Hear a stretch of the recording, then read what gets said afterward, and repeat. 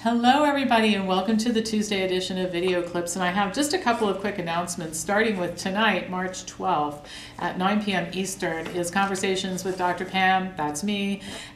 You get a chance to ask questions about any nutrition, health, or medicine related topic. I am going to start the conversation off with a little bit of information about genetics and when they truly do make a difference and when they don't make a difference, and clear up some of the confusion because I sure do get a lot of questions about that.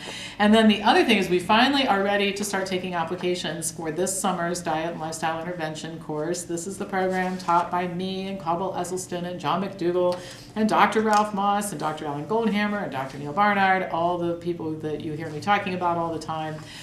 In addition to all the great information on plant-based nutrition and disease, there is also lots of information on vaccinations, mental and emotional health, musculoskeletal disorders, and all kinds of other things that we all deal with in practice every day. So with that, let's get on to covering a couple of topics. And the first one we have to cover because I am getting emails still every day about this, and it's about this Mediterranean diet study that everybody's all geeked up over. And I'll just start by saying that John McDougall has always said people like to hear good news about their bad habits, and boy, is that true.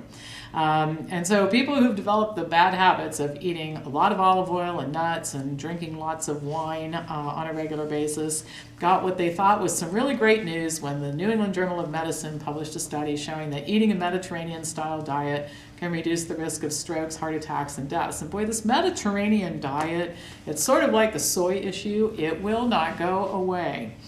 Well, to review the whole picture here would take an awful lot of time. I'm going to try and summarize what's wrong with what you've been told about this here. The public was told that the results of this study were so dramatic that they had to end it early because it really would have been unethical to keep those other people eating the low-fat diet. But let's start there. There were no people in this study who were eating a low-fat diet. In fact, the people that are on the low-fat diet lowered their fat from 39% to 37%. That's a ridiculously insignificant reduction, and when we talk about a low-fat diet at the Wellness Forum, that's not what we're talking about at all. So fat consumption was very high, almost the same, in both the Mediterranean dieters and the others that were considered the control group. Now, and the other thing that you need to know is that most of these people were taking statin drugs and diabetes drugs and blood pressure drugs and many drugs to treat their conditions. So anyway, here's the way this worked out. There were two groups that were assigned to eat the Mediterranean diet and one to eat the low-fat diet. One of the Mediterranean group dieters was provided with olive oil. The researchers determined that olive oil was too expensive, so they actually gave this stuff to the group. And this group was told to eat 4 tablespoons a day. The other Mediterranean diet group was provided with mixed nuts and told to eat an ounce of mixed nuts a day. Both groups were told to eat fish 3 times a week, legumes 3 times a week, white meat instead of red, and for those who drank, to have at least 7 glasses of wine with meals per week, 1 a day, not 7 glasses each meal, just to clear that up. That really would have been a fun diet, right? Compliance would have been fabulous on that. But the researchers did report that the participants were very compliant on the Mediterranean diet, and I'm sure they were. They were given permission to eat rich, caloric food and to have a feast 21 times a week. I mean, who wouldn't comply with that if you're into eating high-fat, high-calorie foods? Now, as the media reported this is when I started to get nauseous. First, the discussion in the journal, which was picked up by the media in several places, included comments about how hard it is to get people to change their diets, lower the fat, lose weight. Well, my gosh, they ought to just come spend one afternoon here at the Wellness Forum. We could get rid of that mythology.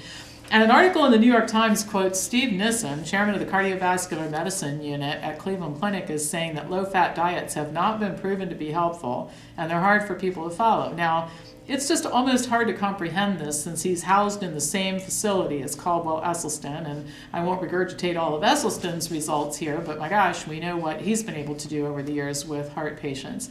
So Nissen gushed to the New York Times. Now along comes this group and does a gigantic study. There were 7,000 plus people in this study, let's put that in perspective. But he calls it a gigantic study in Spain, and that says that you can eat a nicely balanced diet with fruits and vegetables and olive oil and lower heart disease by 30%, and you can enjoy life. Because God knows the plant eaters that I'm talking to on this video clip right now are miserable, right? I mean, come on. Well, let's look at these 30% results, all right, that Nissen and I are both talking about. It's hard to believe we both read the same study, because here is an actual reporting of the results. There were a total of 288 cardiac events. 96 occurred in the Mediterranean group eating the olive oil. That was 3.8% incidence.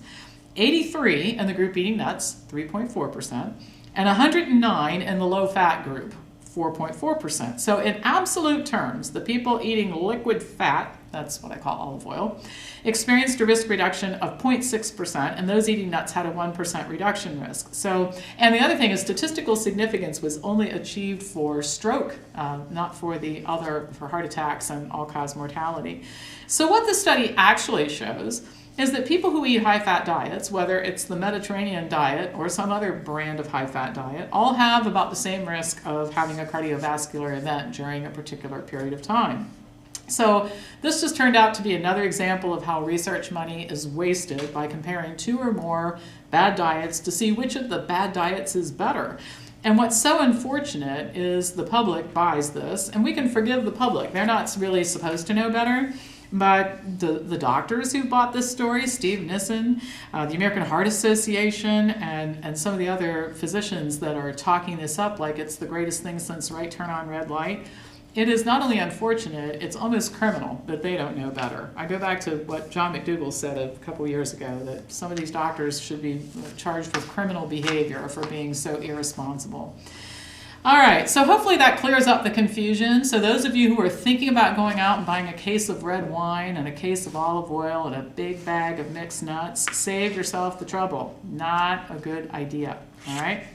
Now, let's go on to, we don't want to just pick on the Heart Association and the cardiologists here. Let's pick on another group, right? The good news is that a wellness forum style diet is effective in stopping and in many instances reversing type 2 diabetes. The bad news is that the advice that diabetics get from the American Diabetes Association and diabetic educators is so bad, and they are so brainwashed sometimes by the time they come in here, that we spend as much time unraveling the confusion and the misinformation as we do actually teaching a diet. You know, if the only thing we had to do here is teach people how to eat the diet, life would be really easy, but we have to deal with all this other stuff too. So I recently went to the ADA's website. In fact, I did it last week. And I clicked on, they have a thing you click on, carbohydrate counting, and here's what it said. Carbohydrate counting, or carb counting, is a meal planning technique for managing your blood glucose levels. Foods that contain carbohydrate raise blood glucose. So by keeping track of how many carbohydrates you eat and setting a limit for your maximum amount, you can help to keep your blood glucose levels in your target range. And then in response to the question, they had like a Q&A, how much carbohydrate to eat? The site offered this wisdom: a place to start is 45 to 60 grams at a meal. And of course, they quickly added the reminder, with carbohydrate counting, it's easy to forget how important protein and fat are, so always include a source of protein and fat to balance your meal. Well, no wonder we have to work so hard to convince diabetics that eating a high carbohydrate diet is good for them. We're recommending exactly the opposite of this whole carbohydrate counting silliness that's on the ADA's website. And the science proves the ADA wrong. And you guys have heard me talk about Dr. James Anderson at the University of Kentucky, who for decades now conducted studies showing that you could reverse type 2 diabetes and lower insulin requirements for type 1 diabetics by 40% in 3 weeks. And Dr. Neil Barnard published his book called Dr. Neil Barnard's Program for Reversing Diabetes, which showed essentially the same thing. The other thing is that studies show that protein and fat raise glucose levels, and that includes for type 1 diabetics.